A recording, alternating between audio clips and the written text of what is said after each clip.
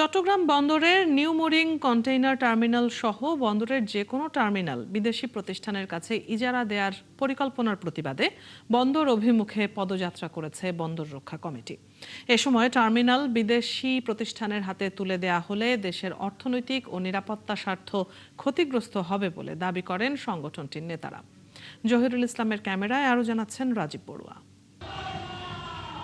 সকালে নগরীর আগ্রাবাদ মোড় থেকে বন্দর অভিমুখে পদযাত্রা শুরু করে বন্দর রক্ষা কমিটির নেতাকর্মীরা। বারিক বিল্ডিং মোড়ে পৌঁছালে তাদের আটকে দেয় পুলিশ।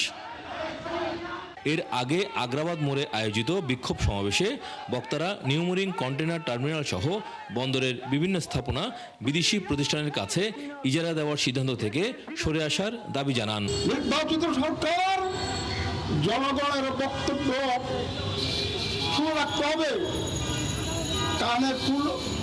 কানের মূলে পিঠে কুলো দিয়ে বসে থাকলে অজনপ্রিয় হবেন। কাঁচামরিচের দামটা পর্যন্ত নিয়ন্ত্রণ করতে পারতেছে না, সুতরাং বিদেশিদের নিয়ন্ত্রণ করা তো প্রশ্নই আসে না। সমাবেশে বক্তারা বলেন, চট্টগ্রাম বন্দর বর্তমানে স্বয়ংসম্পূর্ণভাবে পরিচালিত হচ্ছে, তাই ডিপি ওয়ার্ল্ড বা অন্য কোনো বিদেশি প্রতিষ্ঠানের কাছে বন্দরের দায়িত্ব হস্তান্তরের প্রয়োজন নেই। টার্মিনাল আমাদের দেশের সম্পদ, এই টার্মিনালটা কোনো বিদেশিদের হাতে যাওয়া যাবে না। এটা যদি দেয় তাহলে নিরাপত্তা ঝুঁকি হবে, অর্থনৈতিক ঝুঁকি হবে। আন্দোলনকারীরা জানান, এর আগেও একই দাবিতে বিভিন্ন কর্মসূচি পালন করা হয়েছে। দাবি আদায় না হওয়া পর্যন্ত আন্দোলন চলবে।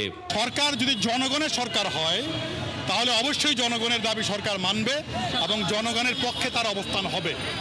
এটা আমরা দৃঢ়ভাবে বিশ্বাস করি।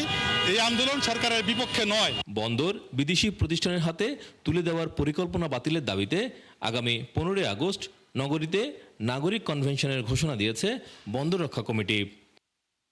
রাজীব বড়ুয়া, ৭১, চট্টগ্রাম।